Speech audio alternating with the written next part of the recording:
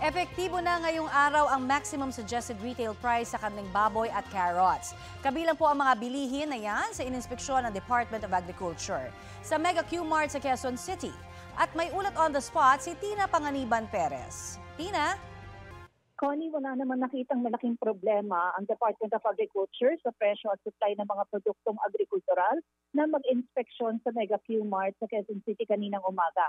Inikot mismo, Connie, ni Agriculture Secretary Francisco Chu Laurel ang mga tindahan ng bigas, manok, baboy, isda at gulay. Ang inspeksyon ay kasabay ng pagpapatupad ng maximum suggested retail price ngayong araw sa carrots at karneng baboy. Napansin ni Chu Laurel na bumaba ang presyo ng mga bilihin ngayong araw kumpara kahapon at posibleng ito'y dahil natunugan daw ng mga nagtitinda ang kanilang inspeksyon kanina.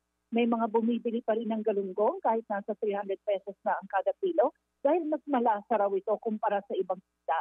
Ayon kay Chu Laurel, kakaunti lang ang mga itinitindang galunggong ngayon dahil walang mabilhan ang mga importer.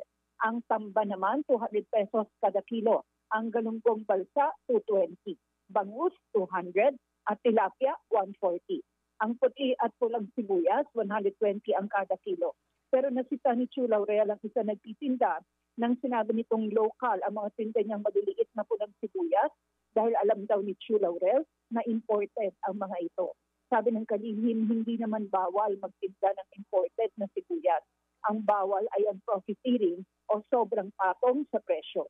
60 pesos lang kada kiloan niya ang benta ng mga wholesaler sa imported na sibuyas. Pero pagdating sa palengke, umaabot ng 170 hanggang 180 kada kilo. May nakita pa nga kami, Connie, na 200 pesos kada kilo. Nang tanungin ng GMA Integrated News ang nagtitinda, hindi naman daw niya alam kung local o imported ang mga tinda niya. Sa baboy naman, 370 kada kilo ang liempo, habang 330 ang kasim at sige.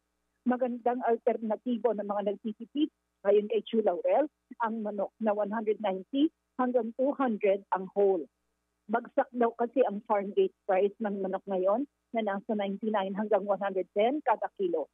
Kung mahilig ka naman sa maanghang, Connie, nakakabutas ng bulsa. Ang presyo ng siling labuyo na nasa 600 ang kada kilo ngayon. Maglulunsad daw ang Department of Agriculture ng programa para maparami ang ani nito at mapababa ang presyo. Sa kauna-unahang pagkakataon, sumama sa inspeksyon ng Food and Drug Administration at marami na itong nakitang problema, gaya ng repacking at recycling ng mantika at noodles na hindi sumusunod sa safety standards. Babala ni FDA Deputy Director General Attorney Franklin Anthony Tabakin, kapag nagamit ang mga ito sa pagluluto, pwedeng mapanis agad ang pagkain o magkasakit ang nakakain. Ang mahuhuling nagre-repack o nagre-recycle na hindi ayon sa safety standards ay pwedeng pagmultahin ng mula 50,000 hanggang ilang milyong piso, makulong ng 6 na taon at maharap sa mga kasong kriminal.